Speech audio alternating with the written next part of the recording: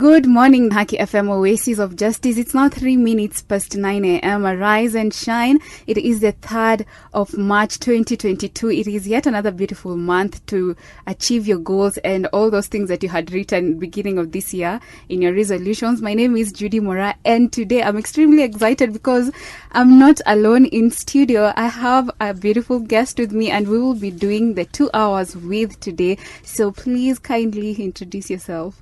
Thank you so much, Judy. My name is Diana Riga. I'm a lawyer by profession and a program officer at Kituo cha Sheria, which is a non-governmental organization that works mainly to promote access to justice for the poor and the marginalized in society. So I'm happy to be here. Thank you so much. You know, today the show is going to be extremely electrifying because we'll be talking about divorce, but under the law.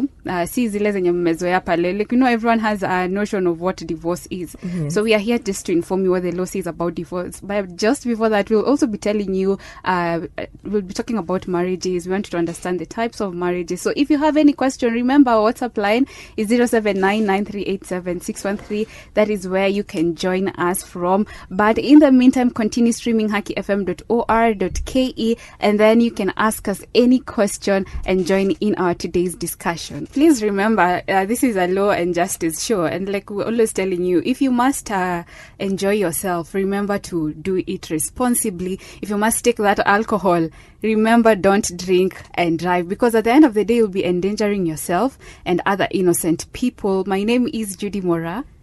And this is Diana Riga. And today the show, I've never done a show with a fellow lady, so I'm extremely excited to be having you in studio today. Mm-hmm. And we're talking about marriages. And funny enough, while growing up, actually it's so sad. I don't know if it's sad or it's a good thing. As a society, we have been socialized to think that marriage is the ultimate achievement. So everyone else wants to get married. Especially women, as young as 10, they are planning their weddings in their head. Wameanza kuona gowns zenye watavaa and all these things. But as you grow up, you realize some of these things are just fairy tales. Mm-hmm. Because most people, they don't even end up getting married in church or that white wedding. Yes. Unajipata tu kwa nyumba ya mtu, like kamwiste. So, hizo vitu kama kamwiste and all these things, can they be considered marriage just because you're living with someone? Mm-hmm. Okay. Yeah. That's a very nice introduction. I think from where you started, we should first discuss what you need to have, or what you actually have to have for you to get married in Kenya. Okay. So first and foremost, if you're 10 years old, you can't get married. You have to be 18 years and over first. And then you have to be two people of the opposite sex. It has to be a man and a woman in this country. And then you also have to have the capacity, or you have to have the understanding of what you're getting into. So understand what a marriage means, and also you need to consent to a marriage. So no one should force you to get married, or to be coerced in any way to get married. Then lastly, and I'm saying this as the last point because I think I'll expound on it later on. You're not supposed to already be married to someone else. Definitely there are exceptions when you talk about the types of marriages, but that is also one important point. You're not supposed to be married to someone else if you want to get married. So, which types of marriages do you know, Judy? You've mentioned kamwiste. I've just mentioned kamwiste because I think this is the most common bit. I don't know, it's because like the way our parents, most of them did not have the civil weddings, or rather they did not go through all these processes of marriage. They were just introduced to by their parents. Uliletewa husband, ukaletewa wife, then you just decided to get married and call it a marriage, because I believe that is kamwiste. And worse still, I thought our generation was going to be different and better. But we're becoming worse than our parents, because as young as people in campus, they were sent to school to go and study, but they are cohabiting with men. True. And does this qualify as a marriage? Okay, we'll get into that. But I was hoping that you would mention the rural shows. Every Saturday there's a white wedding somewhere. So to just give the names, there are 5 types of marriages that are recognized in the country, or under the Marriage Act, because the Marriage Act is the written law that prescribes all these types of marriages. So there are only 5 that are recognized. We have the Christian marriage. The Christian marriage is for Christians. It's the ones you go to either in church or it's a garden wedding, but the person who's presiding over it is using the Christian religion to go about it. Then we have the civil marriage. Some people prefer that one. People say, hiyo ndio pesa kidogo, you just go with your 2 witnesses, then you spend the rest of the money that you would have used feeding the guests for the honeymoon or whichever purpose. I feel like that is also another type of marriage that people prefer these days. Then we have the Hindu type of marriage and Islamic. Then the last one is the customary marriage. And I think most of our parents, if they didn't do the white wedding, they did the customary one. And that can be differentiated from kamusti. So a customary marriage is actually a type of marriage that is recognized, where you do rashu. I don't know if it's right to ask this, so I think it's relevant. Which tribe are you? Okay, Kisi. Okay, you're Kisi. Yeah. Do you know the customs related to marriage in your community? Unfortunately, I don't. I only know the common thing is that before you get married, a bride price should be paid. Yeah, that's the only thing I can say. It's a tradition, but the rest I don't know. But I think is if it watu wanajuanga hizo siku za rurasho, or maybe you are informed. Yeah. Hata pia mimi think nitajua hiyo time ikifika. Because I have no idea, but I also think there's a token or like dowry that's supposed to be paid. Maybe I should start asking. Maybe I should start asking my parents for something. And now the way we're talking about a token being paid, kunafaa kukuwa na limit, or how does it happen? Like, there's some people, they'll say, okay, I took my daughter to school, amefanya degree and masters, remember nilimpeleka sijui international school, hizo pesa zote, and then medical care. So if this is the case, then it means you're selling off your child. So that means they shouldn't even visit you afterwards, after the wedding or after the marriage. I really cannot speak about different communities and those agreements, but I believe, for example, I think in our community, there is actually that part where people sit down, the elders sit down, and then they decide how much money is supposed, or whatever, because you see, sometimes it's goods and different things that can be equated, and a certain amount is paid off. So it depends on the community, and it depends on the agreement, I think, on that day.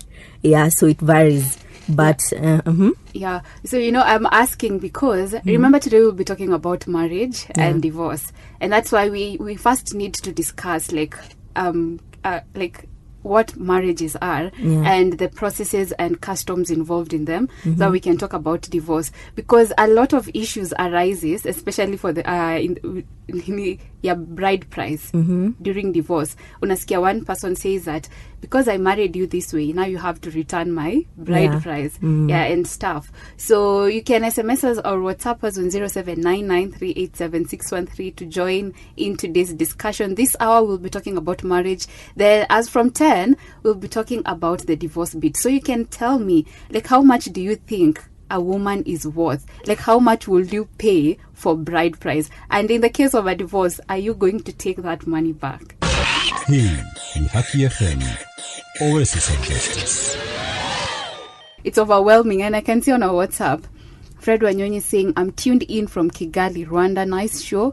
The marriage in this century is kind of tricky. Please empower me. And this goes back to Nairobi, especially Nairobi. I don't know what's happening to this city, but people are doing what they want to do, including people that are married. And I remember you're telling me about, we said we're going to discuss as we progress. Yeah. You cannot marry someone if you're in a marriage, right? Well, yeah.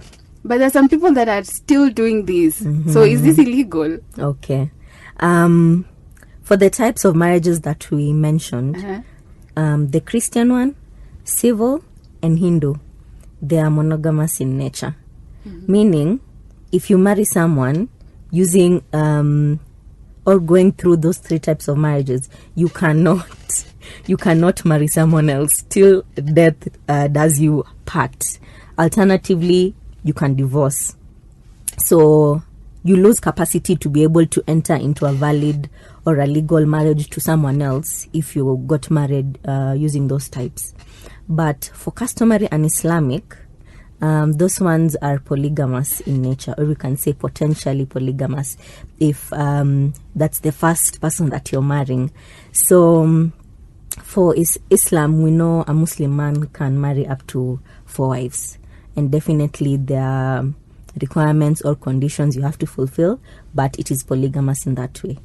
For customary, is there a limit depending on the customs? Yeah. The other day I think it's just yesterday, I saw this man who married triplets. Did you see that? No. But that's interesting. Yeah, so I saw them in white. So I'm not sure if it was a Christian marriage or if it's in Kenya. But in Kenya, if you get into a Christian marriage or if you go to the AGs and get into a civil marriage, you cannot enter into another valid marriage with someone else. So if you get married and you're married, then the second marriage is actually it's not a marriage. It's not a marriage. You can lie to yourself, but that is not a marriage. And then also, if your first marriage, for example, is customary, or the other type of marriage that is polygamous in nature, you cannot enter into a valid monogamous type of a marriage. So we did the traditional thing with you. Okay, we've said people have to be of opposite sex to get married. Yeah. So Diana and Jeff, we did a customary marriage. Then Jeff decides he wants to enter into a Christian marriage with Mary. They can do it, but it's not going to be recognized. So what Jeff can do is marry Mary using also the customary type, not go into a monogamous marriage. Yeah, and thank you for clarifying that, because I was wondering, okay, for these people that you find the first wife, venye unasema, it was customary, but then they fell in love so much with the second wife and they feel like, okay, now we need to officiate this and then now make it official, do a civil marriage. So that is impossible, right? If it's only one party, if it's just Diana and Jeff, and there's no third party, we did the first marriage that we entered into was a customary one. We can convert our marriage into a monogamous type. But if someone else is coming in, that is not a valid marriage. A polygamous marriage can be converted into a monogamous marriage if both parties agree to it. Wow. Yes. So I think we should find a name for these marriages that people are like, most of the time, and it is so evident when someone dies. You find that tons of women will now come say, up, yes, we were married, we even have a kid, and they use the kid as evidence. Yes. So I believe our listeners should know that a child is not an evidence of marriage. And I believe evidence of marriage is just the marriage certificate. The marriage certificate. Yeah. And so these marriages first are like customary. If you want now, najua ninasonga mbali sana. It's okay. If you want to divorce, will you now use the law, or will you now maybe use your parents or people that officiated that particular wedding?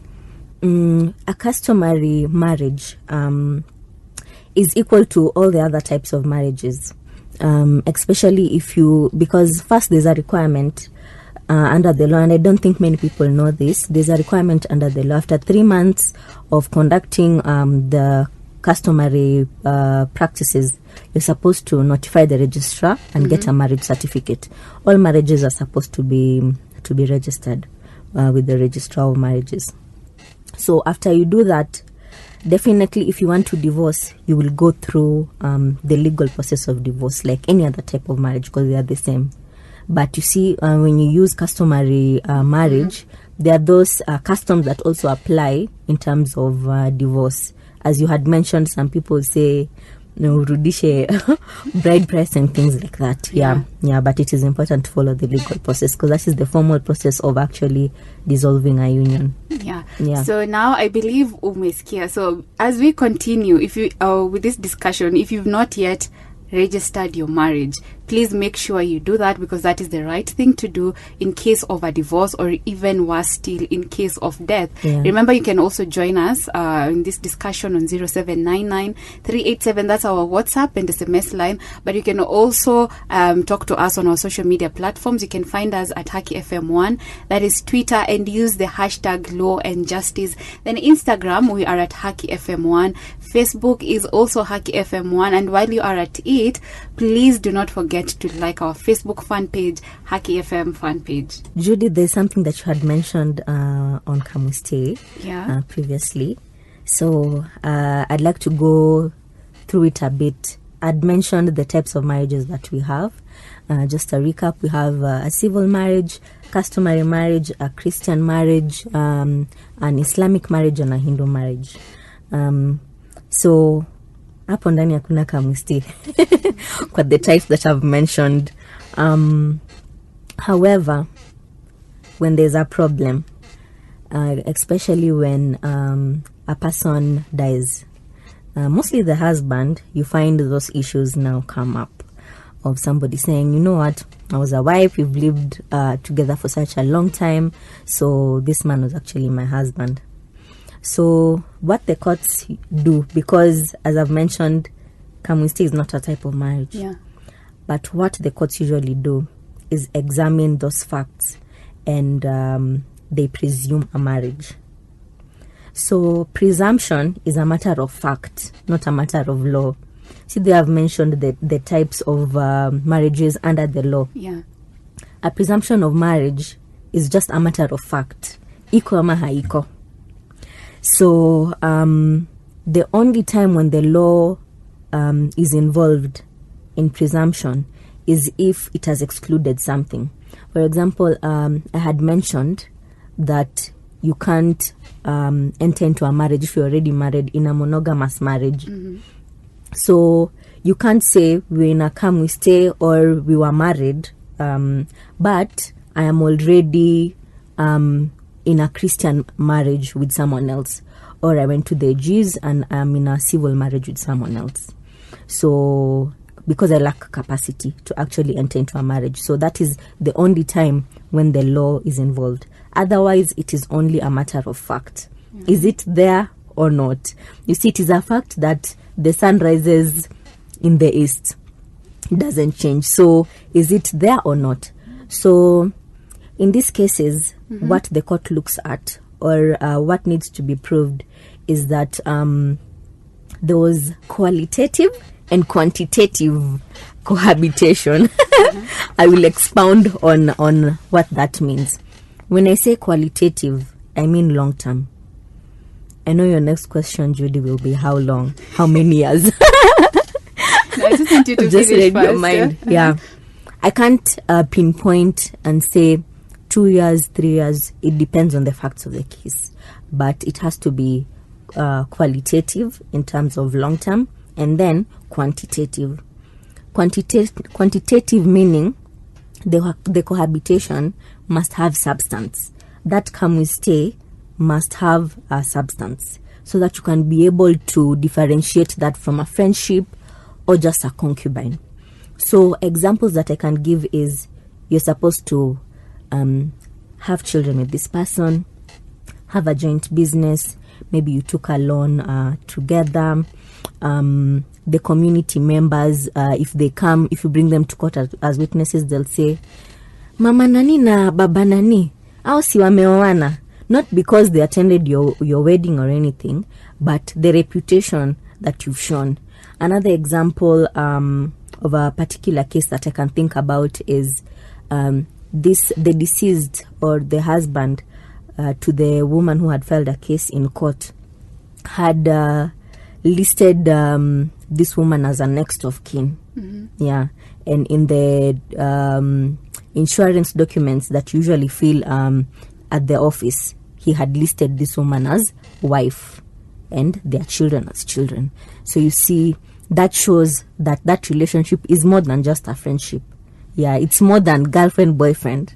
Yeah. So Okay, to add on that first Okay. before we continue, because I have seen cases, you might call it a kamwiste, but they've Yeah. stayed for quite a long time. Okay, they don't have a marriage certificate, but even the woman is using the surname of the husband yeah. in their legal documents. I think they sworn an affidavit, then maybe the ID reads Judy blah blah blah, then Yeah. the surname. Yes. So you can still use such documents to argue the Exactly. marriage. Yes. Okay. Yeah. That is also an example that you can give in court when you find yourself in that situation.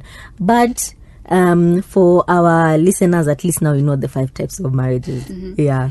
So I want us to talk a bit about those marriages and a bit of succession, because I think marriage with certificate, succession issues is not that challenging. Yes. Where we find the issue mostly is in the customary marriages and these other come with stable. But we've said that is not a type of marriage. Yeah. Where you find, yes, we don't have a valid document, the marriage certificate to prove we are married. Yes. But I have kids with you. As a matter of fact, it's like I'm the breadwinner of this family. Most now the woman, most properties acquired in that household is thanks to the woman. Maybe the woman bought the car, but you know, women are very submissive. At times they can buy a car and write it under the husband's name. Now the logbook reads the husband's name, but they are the ones that bought it, and maybe they even bought a land, built the house.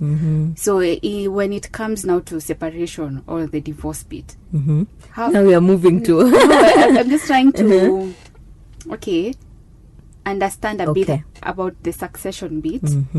So just you can mention briefly, but Okay. we can transit to our next hour. We're talking about divorce at Divorce, 10. yeah. We can have a basic idea on what happens. Remember, we'll also be talking about divorce under all these types of marriages. Yes. And as we said, Kapwiste is not a marriage, so we should now just start with it before we can talk about divorce on these other types of marriages. Okay. Yeah. So first, succession is the law that is applied when a person dies. So it's how you manage the estate, who gets what. That is what succession is, and it is governed by an act called the Law of Succession Act. So succession is basically that you only deal with succession when someone has passed away. Yeah. So it's very nice that you've mentioned it, because some rules, one particular rule actually, if I can put it like that, usually changes. Let me ask you a question so that I know that you are actually listening to me. So there's this guy called Harry. Harry married Ruth under customary law. Okay. They did their traditional wedding, fulfilled all those requirements. Then later on, akaboeka. He met Mary later on. Kambia Mary, sasa we don't even have to do all those things. Twende tu kwa AG, we get married, we get our certificate. So they did that. 3 months later, Harry died. Okay, let me not even say he's alive. Let's give him life first. So in this case, who is a wife and who's not a wife in this situation? The wife is the one that got married with the customary under the customary law. Yeah. Remember, yeah. you said you cannot marry someone. You cannot now go to this monogamous type of marriage, like the civil and all these types of marriages, if you had married a wife using customary law. Yeah. Thank you. You're a very attentive student. Extremely. Yeah. So now let me change it a bit. Yeah. Okay. So when Harry married Ruth now, in this second scenario, he married her under statute. Okay. Then the second woman was married under customary law. Now Mary, who is a wife and who's not a wife? The one that was married under the statute. Let me repeat. Okay. So Harry married Ruth under statute. Let's say a civil marriage. After that, he marries Mary under customary law. Okay, under civil marriage, you're not allowed to marry. It's not polygamous, Exactly. right? Yes. So the one that was married under civil marriage is the legal Yes, wife. thank you. Yeah. Imekuwa mtihani. Exam. Okay, so yeah, I think we are together, and hopefully, I don't know, maybe we should have asked that question when we are on break so that we can see some of the responses. Yeah, but here's the question still. We want to understand, because we are looking at, remember we will be talking about now the divorce and divorce part. succession. So we want to understand the legality of marriages, because you might have been married by someone under customary law, but remember this person has a wife that they married under civil law. Yes. So where does that leave you? Do you think you are the legal wife, or do you think, I don't want to call you a concubine, I'm sorry. There's some women nowadays, they are battling for men. A side chick is fighting for someone's husband because they feel they have been a side chick for years. So that qualifies them to be a wife. So in this, before we went for that musical break, Diana had asked me, if someone was married under civil law, Yes. then this man again goes to marry some other woman under the customary law. Yeah. So in this case, who is the legal wife? Yeah. That was the question, and as a good student, you answered it perfectly. So I used Harry. Harry married Ruth under civil law, and then married Mary under customary law. And my friend Mary is actually tuned in, and she's asking, I can't use any other name.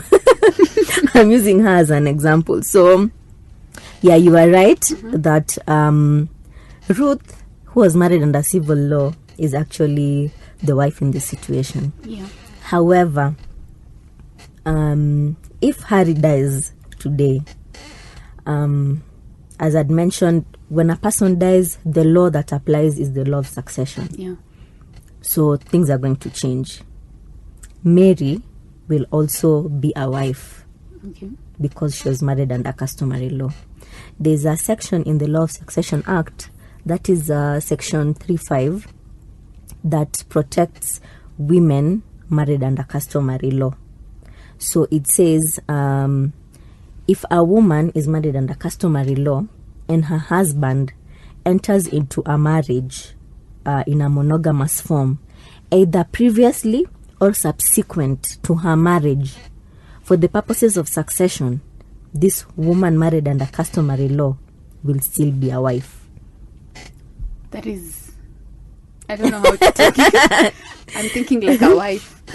You're thinking like which one? The first one or the second one? Or the first one? The first one that was married off, like with the law, like the civil marriage. Yes. Yeah. So it's quite heartbreaking. Yeah. I think the legislators at that point were just thinking of they're trying to, I can try and envision what they were thinking of. You see the way the woman married under customary law anakuanga ushago. Then saa zingine somebody comes to Nairobi, finds somebody else and enters into a different type of marriage with this person and takes this one as the legitimate wife. But when he dies, what happens to this other woman? So this section only protects the woman who's married under customary law. If it was the other way around, this woman married under civil law will not be protected. So, yeah, that particular law only protects women married under customary law. But this goes back to men. They're very mischievous type of human beings and full of deception. Because why would you marry someone, leave them at home, then come to the urban centers to seek opportunities, then marry off someone like legally? Lakini hata ukiangalia hii, let's analyze it venye practically. The family members most of the time are aware. Yeah. Because do you want to tell me that your parents or your siblings do not know that you have married someone else off in the city?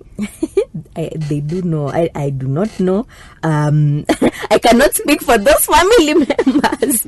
You're putting me in a tight spot, but it happens. We've seen it happen. so many times. So I think that is where the legislators were coming from. So another thing that you had asked, and I think it's relevant here, on how to prove a customary marriage when maybe you did not register the marriage. So in court, especially in these cases of succession, what happens is, because you see, also customs sometimes are not really written down. Yeah. It's what people do. Yeah. So what happens, the old wazes are usually brought to court to testify as to the customs. And because of, at least now, there are people who've written several books. Kikuyu is common, so you can find that written down somewhere. So those rules are actually written down somewhere in books. Additionally, I hope your listeners know that a decided case forms part of law also. Yeah. So because also so many cases of this nature have been decided, the customs or the rules in one case, if it's for a Kikuyu marriage, can also be used to decide the same thing in another Kikuyu case. However, the judges and magistrates or the courts usually know that these things change, customs change. Like, for example, I'd given this instance of these days, you will not, some communities do not actually give cows or camels. They will just put a value to one camel. Maybe one camel is 5,000. So instead of giving a live camel, you give that amount. So things are changing with changing times. So the customs will not be applied strictly, but it's also important if you can bring someone, the old people, those people who have lived for long and know the customs and the rights in the community, to come and testify about them. So that is how you prove a customary marriage. That is quite interesting. So at least there's also hope for people that, yes, you do not have a valid document, the marriage certificate, but you can still prove and also win a case. And on our WhatsApp, I can see Karoki Mbugwa is saying, Niko tuned, kindly play for me Drogba by Afrobeat. Then James Yandiak is saying, tuned in from Wendani. And also Shiko Gishamba is saying, I'm tuned in from Rai, learning a lot. Thank you so much. Then Fred here is asking a question. Okay, Judy, I want to enter to a 5 years marriage contract. After that, I'm out. Is that acceptable under the law? Wow. 5 years and then you're out. Yeah. So I think if Fred enters into a legal marriage, the only way out of it is through divorce. Okay. So divorce can be termed as the termination of a legal marriage. So it has to be the 5 types of marriage that we talked about, and with legal reasons. Yeah. And I'm emphasizing there, with the legal reasons. Yeah, remember we said, in Kenya, there's nothing like ati consent, or both of us have agreed we want to divorce. And we don't want to spill all the beans. Okay. That is our conversation a minute from now. That will be 10 a.m. So please, if you want to join in today's discussion, remember you can text me and WhatsApp me on 0799387613. You can also talk to us on our social media platforms, Haki FM1, Twitter, Instagram, it is Haki FM1, Facebook, Haki FM1. Then please like our Facebook fan page, Haki FM fan page. Good morning. Hii ni Haki FM, Oasis of Justice. How are you doing? And I hope you're having yourself a beautiful day. My name is Judy Mora. My name is Diana Riga. And today, let me tell you, we are talking about divorce. I know this is one of those issues that everyone wants to talk about, but they're shy talking about it. And that is why most people are still in toxic marriages. Na kama kuna kitu inasumbua in Nairobi, ni relationship na marriages. But at least relationships, you can just decide to walk away. Yes. But it's a marriage, there's a lot of processes to it. And we'll be talking about grounds of divorce. Na, Wanyonyi, you're starting us off. Because how does someone, Wanyonyi is saying that I want to enter to a 5 years marriage contract. After that, I'm out. Is that acceptable under the law? Yeah. My goodness. And there's some people that can do that. So in short, your intention of marriage is quite wrong. So Diana, is that a ground for divorce? That is not a ground for divorce. That is not a ground for divorce. Under Kenyan law, you cannot, or in Kenya, you cannot just decide, okay, I want to get a divorce today. Sina reason, nimechoka tu, ama I was not here for long. Yeah, for the long time. I just wanted to test how marriage life feels like. So it's not that simple. It's not that easy. In the Constitution, the family is regarded as the fundamental unit of society. For us to get to society, we start with the family. I think there's so much put in family. So I don't think the legislators or the people who are making the law wanted it to be that simple to get out of your family or of your marriage. So you can only leave a marriage or get divorced because you have good reasons. And the reasons provided under the law are: 1, adultery. We had already talked about this. Yeah, your husband is cheating or your wife has been cheating on you. So that is a ground for divorce. Okay. Yeah. The second one is... is... Okay, before we continue. Okay. Because adultery, sometimes it's a state of the mind of a woman. Okay. They're just assuming things. Wow. Wamekaa tu wakaguess. Yani ni instincts zangu zimeniambia my husband is cheating. Yeah. So can you file a divorce based on assumption that your husband is cheating? Now... when you go to court, it's usually, especially in such matters, it's a balance of probabilities. If you say something, you prove it. Okay. If the other person can disprove it, they say, no, I didn't do this, so this is the evidence. Then at the end of the day, the judge who's listening to the case now decides who is saying the truth and who is not. There's a common saying, I don't know if I'm going to get it right. It says that a magistrate or a judge is the one who is on trial because he listens to people and then decides who is actually saying the truth. So whatever you say, you prove. But I think that is important, how the question that you've asked, because the second ground of divorce is cruelty. Okay. And cruelty can be physical and it can also be mental.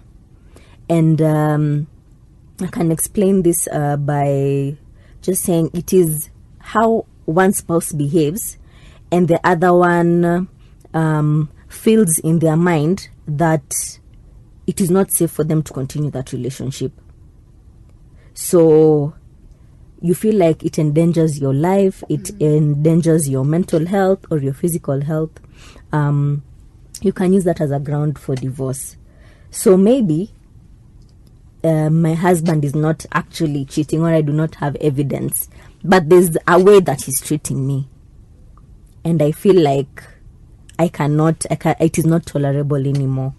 He's making me feel like he's cheating and it is not tolerable and I cannot live with it. It is not healthy for me. So you can use that as a ground also. What I see in divorce cases, people usually, by then you can put 2-3 grounds to support your claim. So if you can prove adultery, you say adultery as a ground, and then you also say cruelty as a ground. Because as a result of him cheating, now it is mental torture and I cannot continue anymore. Yeah. Another ground for divorce is desertion. Desertion is a spouse has separated from the other spouse with the intention of bringing the cohabitation to a permanent end without any reason and without the I don't want to say permission, without the consent of the other spouse. So for desertion, this person should have left the family home and gone away for at least 3 years before you bring the divorce petition to court. Yeah. So the other ground of divorce. Okay, before we continue. Okay. I have experienced that, and it's now an issue currently, where someone was married, then the wife went to seek employment in the UK. Okay. And they had kids. So when she went, she has never spoken to the husband. It's now 5 years. So now the husband wants to get married again. So in this case, the husband is allowed to file for a divorce. Yeah. If she left, here she has a reason, but the fact that she left, stopped communicating, that can be desertion. So if she has left for at least 3 years, you've said 5 years. 5 years. That is definitely What a if ground. she comes back like the way we see in movies? Then mtu anakuja anasema, no, I did not desert you. I was arrested. So this marriage, the marriage this woman you've married cannot be your wife. Because at times maybe there is a reason as to why this person is quiet. It's not as if they are like deserting you intentionally or assuming you, or maybe wameku cut off. Maybe it's something they are going through where they are. So in this case, if the wife comes back and she's not happy with now the newly married, how can she argue her case? This guy has to divorce this first wife who has deserted first. Yeah, so it's a matter of procedure. And you see, if he's going to file for divorce, this woman needs to know about it and to defend herself. Okay, so now that's another issue. You don't even know her whereabouts.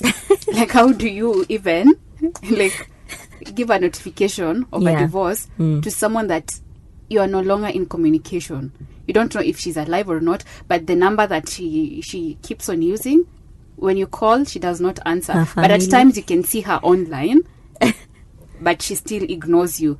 You'll use your lawyer. You'll use your lawyer to serve. If she ignores you and you've sent a notification, so because I believe divorce is supposed to be taken, it's like an initiative for the people that are in marriage. Yeah. So both of them have to agree to it, like in signing the papers or. No. They don't have to agree to wow. it. Yeah, you don't have to agree. That's why you go to court. Okay. Yeah, the other party might feel like then they want to stay in the marriage, so they also explain or disapprove the ground that you are using. Okay, if you say, if you say, for example, cruelty, they'll say, no, there's nothing I've done, we are very fine. Then the court is going to decide. Yeah. So in this case, if someone has deserted you and you don't know where you can find them and you want a divorce, so how does the court handle this? I think your lawyer will try serving them if there are contacts, if this person has family in Kenya. And there's also a way that service can be done if the person is not in Kenya. These days, we have e-service as well. Okay. Yeah, online service. So you can serve somebody online. So I think that is not going to be a problem in this era that we are in right now. We have technology, so I don't think it's going to be a challenge. Now, if they decide not to show up or ignore the service, the case will go on without them. Yeah, that's pretty interesting. Yes. Yeah. So, can I go on with the grounds? Yeah. Okay. The fourth ground is irretrievable breakdown of a marriage. And by the way, if you listen to these grounds, you can actually just say all of them at the same time. So, in irretrievable breakdown of marriage, a marriage has broken down irretrievable. Yani, just as the word irretrievable breakdown, haisaidiki, there's nothing that can be done. Like, these are people who can't see eye to eye, their marriage cannot be fixed. So just allow us to divorce. Give us the order that is given is called a decree nisi. So just give us a decree nisi, we just move on with our lives. So the court will grant you this under irretrievable breakdown of a marriage if a spouse has committed adultery, back to ground one. Cruelty. So you say cruelty or adultery and still say irretrievable breakdown of the marriage because of what he has done, because he has been cheating. the marriage has broke down irretrievably and it cannot be fixed. Yani someone unaweza peleka mtu kotini because of all these grounds, then that someone is quite mean. Yani if at least there's just one ground for divorce, but there's some people wako na hizi zote. It's so unbelievable. You also use several grounds because moja inaweza tupwa nje. Oh yeah. Yes. You can say adultery, but maybe you cannot prove the adultery. So you also support it with the other ones for your own sake. So that if one, you can't support one, or the court finds that you've not defended one properly, at least the other ones are there. Okay. Yeah, so the court will also agree that there's irretrievable breakdown of marriage if also desertion for 3 years. And then also, if your spouse has been sentenced to life imprisonment or 7 years and more. And then also if your spouse suffers from incurable insanity. Okay. Yeah, and 2 medical doctors will come up and say, you know what, this person in his lifetime will not be able to get over this medical disorder. So in that case, that is irretrievable breakdown of the marriage. But if you just said insanity only, because I believe there's some people that maybe you got married to someone, they were involved in an accident, they lost a leg or a hand, then you are there like, oh, I didn't marry this person like this, so I need a divorce. Is this a ground for divorce? No, that is not. That's not a ground for divorce. See, people say in sickness than in health. But there's some people. Okay, I'm so happy that you've clarified this, because there are people that when someone falls ill or has lost some part of their body, then they're no longer interested in that marriage, and they feel like it is right only if they divorce their partners. They'll have to look for better grounds. For better grounds. The grounds, we are giving them the grounds now so that they can use them maybe. So had mentioned presumption of marriage previously. There's a honorable judge who actually recently in 2020 brought out presumption of divorce. I think it's something that we can talk about. It's called Honorable Justice Nyakundi.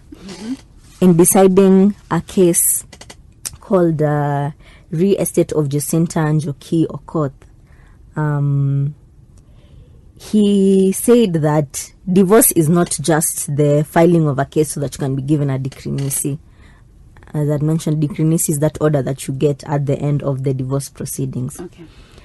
So he said that divorce is the intentions and the conduct of parties.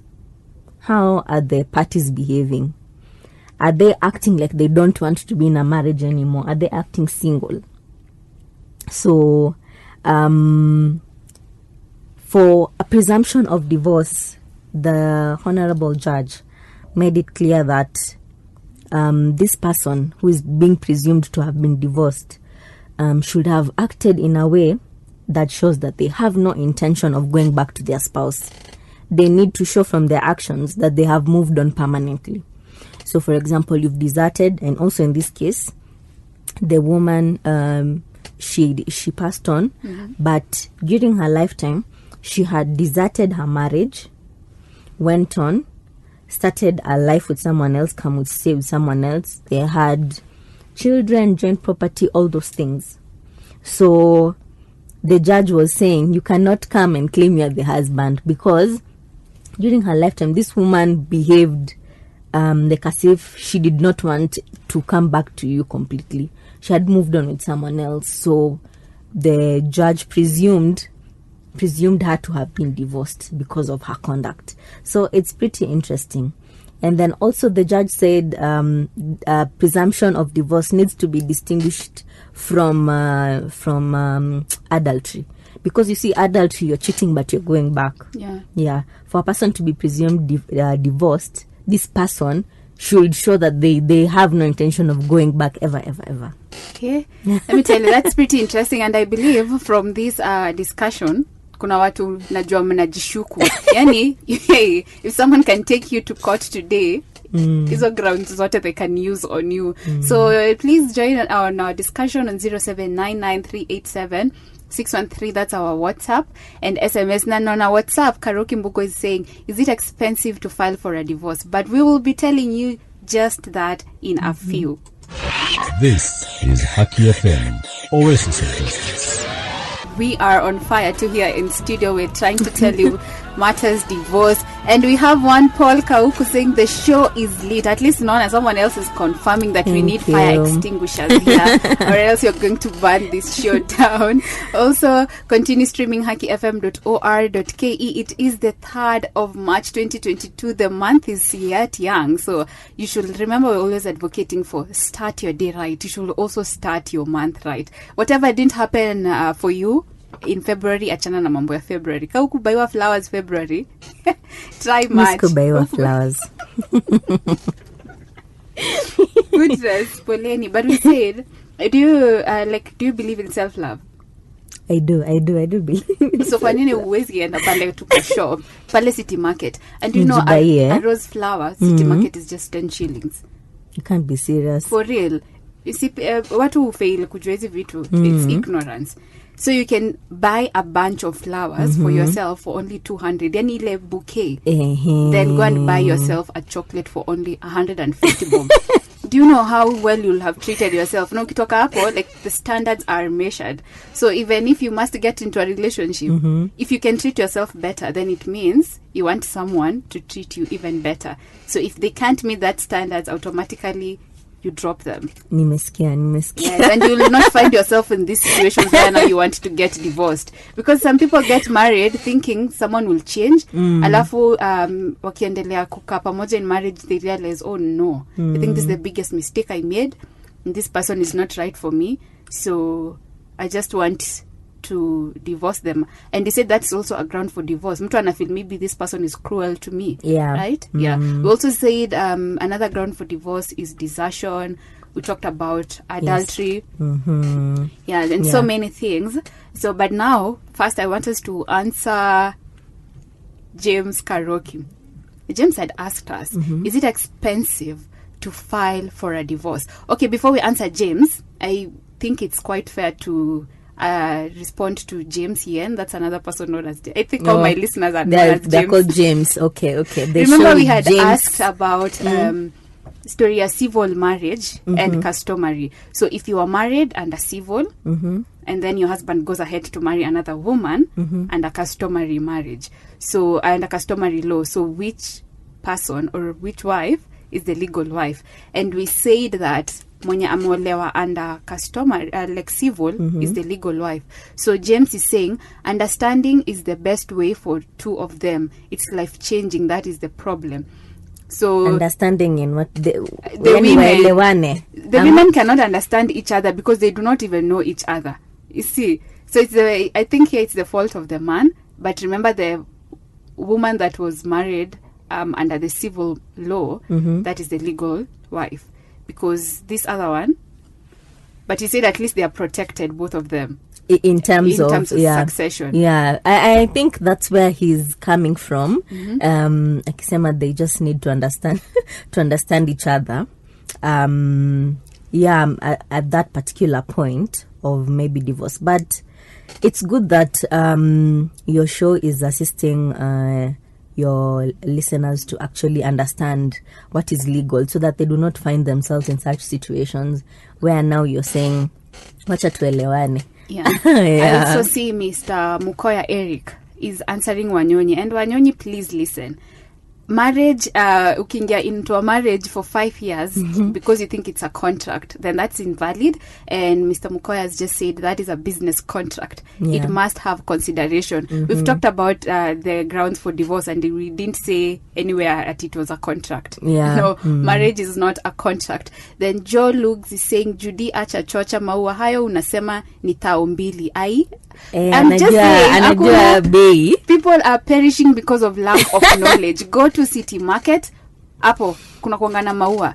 I promise you a bunch, like a rose flower moja is 10 shillings. This is a lot of advertising for City Market. They should run those coins here. Yeah. I know. So back to our discussion, we can just start from Karaoke Mbugo's question. Is it expensive to file for divorce? I want to respond to this question quite vaguely because number one, also expensive is relative. What is expensive to you might not be expensive to me. Kama huyu mwenye anasema maua ni 2,000. It might be expensive to them. To someone else, it might not be expensive. So the expenses, though, that you get when you're filing a case is definitely court fees, the amount of money that will be used for logistics to go and perform service, things like that. And then additionally, definitely the legal fees for your lawyer or your advocate in the case. So that depends. It actually depends, on the circumstances. But is there a figure, a definite one? Like, no, I can't give a but figure. Approximately, approximately how much? No, let me I not saw somewhere, say. but that was an advocate saying that his farm charges 150,000 shillings. Yeah. So I think it also varies from farm to farm, exactly. and the kind of the way you're just saying the legal fees, and that is the lawyer that we're talking about. So we can just proceed. Okay, we talked about okay. grounds of divorce, Yes. but now we want to understand the division of property. Okay, now divorce mumekubaliwa. The court has given a judgment. You've been given what I was calling a decree nisi.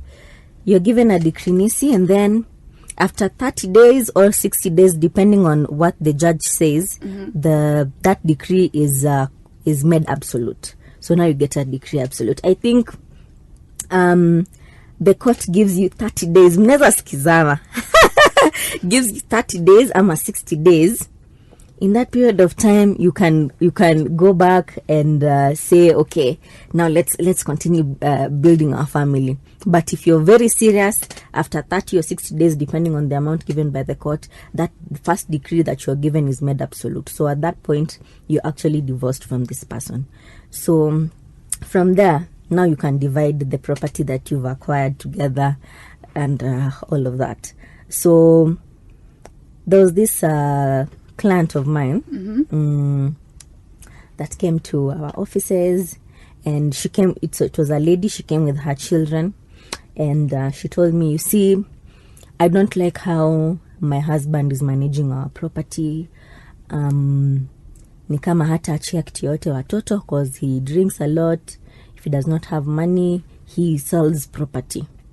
Okay, leave alone the fact that if it is matrimonial property, your spouse is supposed to consent to you selling. But her actual question was, how can we divide our property between the two of us? Let me ask you, what do you think is the answer to that question? Dividing property, I believe it should be divided according to contribution. Okay. So if I contributed 50% into buying our car, then I should be given 50%. And what that means, maybe we should sell that particular car, then kila mtu apate share yake, enye ali contribute, including the losses. So kama gari, of course, at times the car depreciates. So if I bought this car at 800,000 and I contributed 400, you contributed 400, and maybe we sold it at 600, then both of us need to acquire 300. Yeah. Okay. That's a very good answer. We'll get into that. But before we get there, there's something that you've overlooked. These people are still married. Okay. But this woman is like, I want us to divide the property that we own together.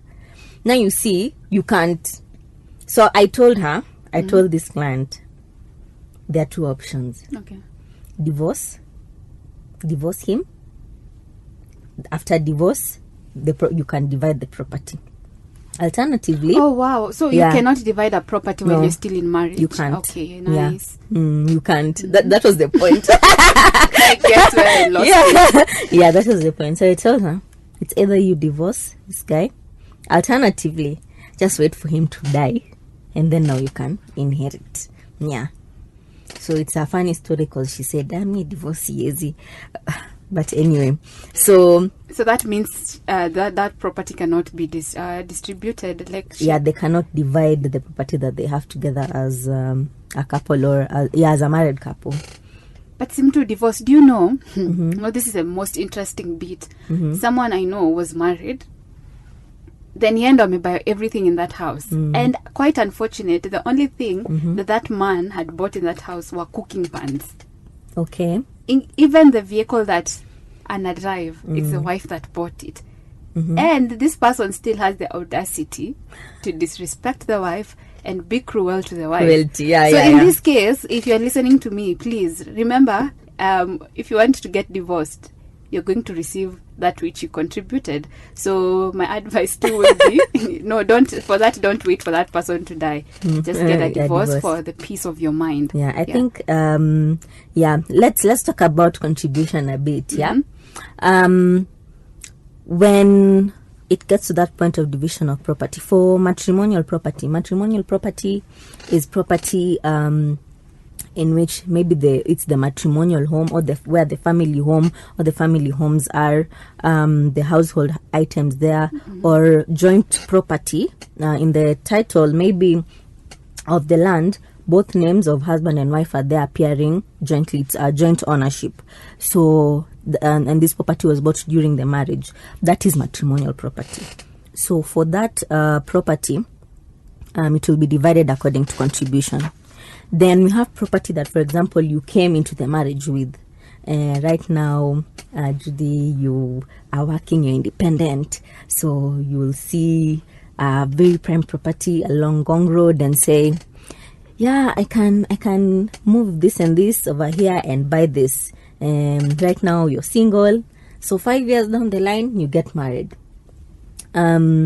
So at that point you've not developed the land. So now in your marriage, your husband says, I know it is yours, but tunaweza tengeza to rentals hapo, 2 bedrooms.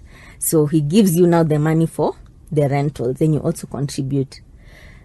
At the time of divorce, God forbid, I'm not praying. No, it's fine. Yeah. So at that point of divorce, he will have a beneficial interest equal to his contribution, to that contribution that he made. So even though you came with the property into the marriage, it is yours, it is not matrimonial property, still he'll have an interest based on the contribution that he made.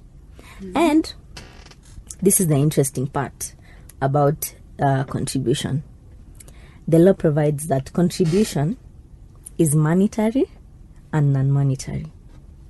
So contribution, see 1,000 bob peke. It is more than that. So another example that I can give before now explaining. I'm married. My husband is the one with the money. He has bought the property, but I'm a stay-at-home mom. So as he goes to work and gives me money or pays the surveyor now to Mjengo, for lack of a better word, I'm the one who supervises the construction. Yeah. So I stand there, I ensure vitu hazibiwi, I make sure everything is per what we want or our vision is actually implemented on the building. At the end of the day, I have not contributed any money. But can't you say that I've contributed in a way? Yeah. While he was at work? Yeah. Cindy, I've actually contributed. Yeah, so the law actually acknowledges this. So there's monetary contribution and there's non-monetary contribution. Oh, yeah, now I get it. It's like the way someone will own a farm, a man, but the woman is the one farming. Exactly. Yeah. So they've contributed. You've actually contributed. As much like they did not buy the land, but they contributed in cultivating it. Yes. Yeah. So the law considers non-monetary contribution to include domestic work and management of the home.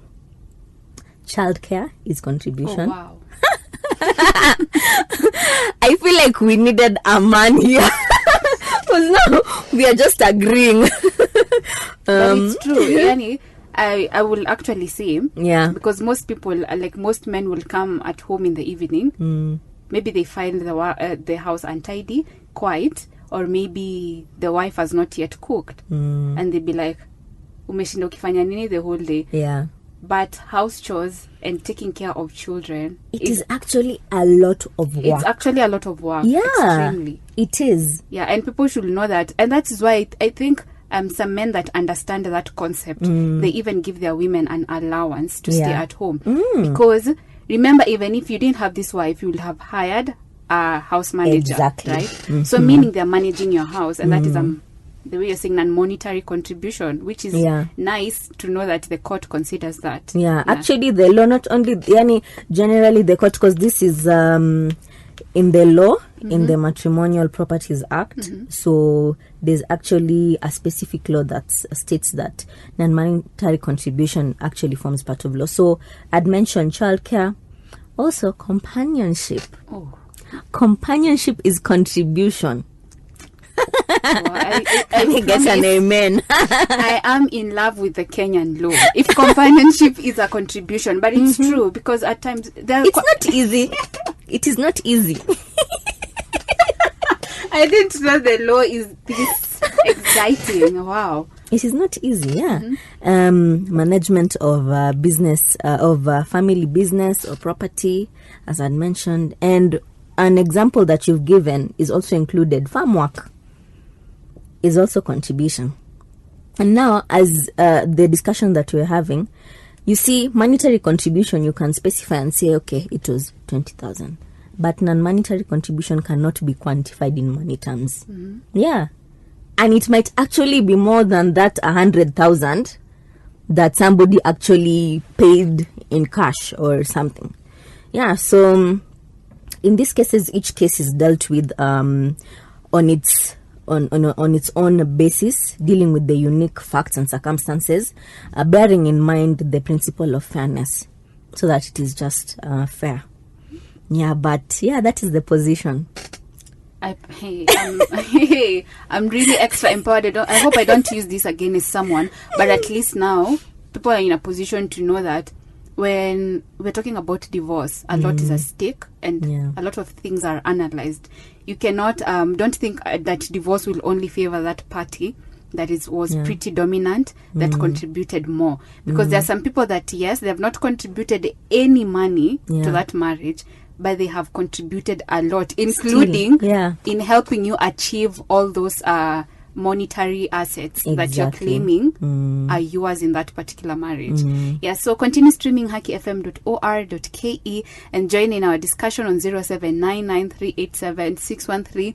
Hapa naona James here and again is saying, nice presentation, Judy and Diana, Kituo cha Sheria. Thank you. And then he's asking, what if the car is old? Iyo ya story ya now distribution of property. But that is where we said both of them are facing, they will also face equal losses. So if car may depreciate, then it means both of you will incur the loss. Also, Joe Luggs is saying, I fully second third and fourth yen. This conversation is so informative, educative, and entertaining. Kudos kwenu presenter na mgeni. Umeipanga vizuri sana. Would love to learn more about more of this. Thank you so much. Thank you. Continue streaming. Remember, you can if you want to talk to us, our number is 0799387613. This is Haki FM, Oasis of Justice.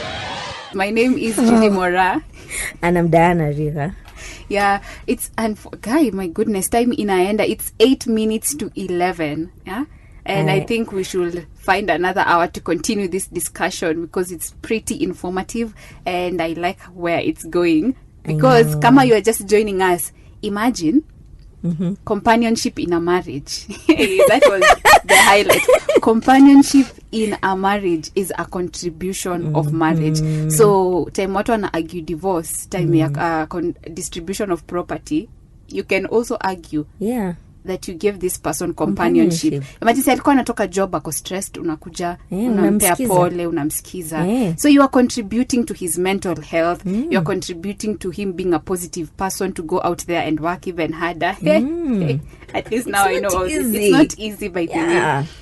It's not also easy because at times kuna watu they wanatoka job wamejam wameboeka tu, maybe their boss did something to them, so they come at home, they don't even want to tell you what happened, wanakutolea hizo stress. So it's not easy handling issues that you did not cause. So someone anakupea stress, you did not cause that stress, but you're just there to receive it. Yeah, that's true.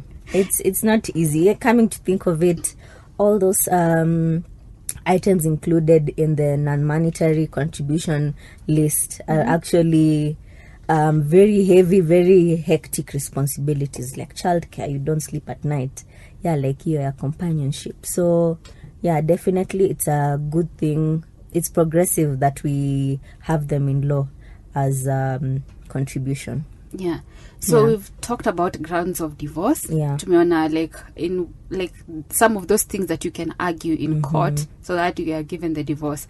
So after you've been given the divorce is now where you come to the distribution of property. But sasa sahi property imekuwa distributed based on these types of contributions. We said kuna monetary and non-monetary. So after all this is said and done, what happens to the kids that these parties had? So after you get the divorce, if you want to decide on custody, you go to the children's court. Most of these cases, it's usually important for both parties to have a sit down, enter into a mediation agreement. But we are talked about irretrievable breakdown. So if these people cannot sit down, they'll go to the children's court. Or if one person does not follow the agreement that they've entered into, they will definitely go to court, so that the court can decide on child custody. And both parents have parental responsibility. I think I should start from there.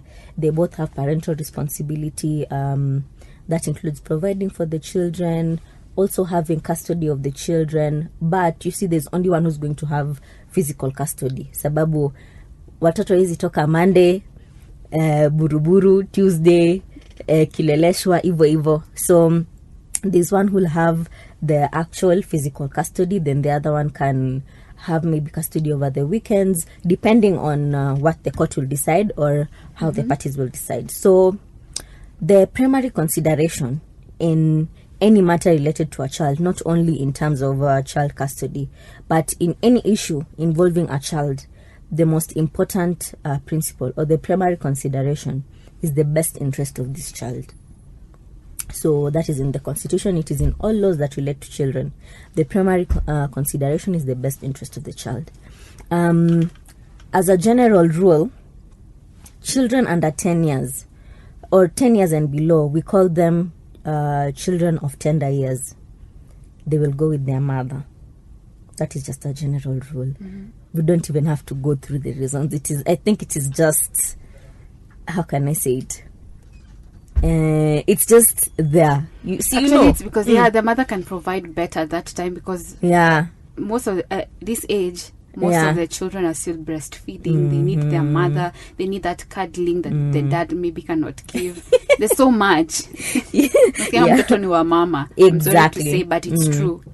So unless there are special circumstances, for example, if the mother has a drinking problem, or if she keeps bad company, and as I'd said, if you say something, you prove it. So if the father claims that and it is proven, then the father will get custody. Also taking you back to where we're talking about grounds for divorce, there's tulisema story ya insanity. So I think if maybe in this case, if the mother is insane, then actually the dad will be given the custody, because they're not in a position to take care of the kids. So that is one of the general rules.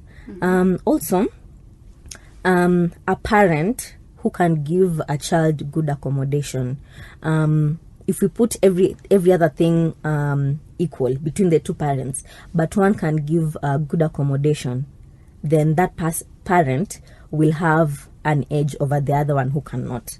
But the house is not everything. There's house and then there's home. Yeah, but that will be considered. If one is able to give better accommodation and the other one maybe cannot, the parent who can give a good accommodation will be considered over the other parent. Another thing that is usually considered is the wishes of the child, keeping in mind the age of the child, the maturity of the child, and the understanding of the child. Also, when the child takes the stand, I think the court usually also keeps in mind that there is coaching. Naweza ambia mtoto, so kifika hapo sema 1 2 3, yeah, but the wishes of the child will also be considered. At the end of the day, there are different circumstances in every home, so I can give those ones as the general rules that the court will consider, but every case has its own special facts and circumstances, and based on fairness and, most importantly, the best interest of the child, the court will decide on who gets physical actual custody. But as I had mentioned, the other parent will definitely be allowed to see the kids maybe a few days in the week. Yeah, and this is another topic on its own. It's quite interesting, and I think we should find time to come and discuss about it. But we're mentioning it right now because we're talking about the division of property. I don't want to call kids as property, but they are involved in the parties that are taking the divorce. So we had to tell you briefly on what happens to the children involved in these cases of divorce. I don't believe that we've spent 2 hours already. We needed more time. Quite unfortunate. But you can just give us a parting shot, or what is that thing that our listener can take home? Okay. First, I want to thank you so much for the invite. I've had so much fun. I didn't expect it to be this much fun, but I've really enjoyed my time here with you, Judy. Thank you. During the show. My parting shot can be, if you're married, just register your marriage. If you're in a come-and-stay relationship, try getting one of the 5 types of marriages for your own sake. Yeah. So until next time, I think that is what I can say. Okay, thank you so much. But remember, ati tukitoka studio tunazima station. It's still live on air. Continue streaming hakifm.or.ke, and we have the playlist we have outlined for you is extremely fire. Then 4 p.m. to 6 p.m. James Maben Salama Bakita will be joining you with the Corridors of Justice show. So make sure to tune in to keep them company, to ask them questions regarding to the processes or like the administration process involved in law and justice. So until kesho, keep it Haki FM, Oasis of Justice. Hii ni Haki FM, Oasis of Justice.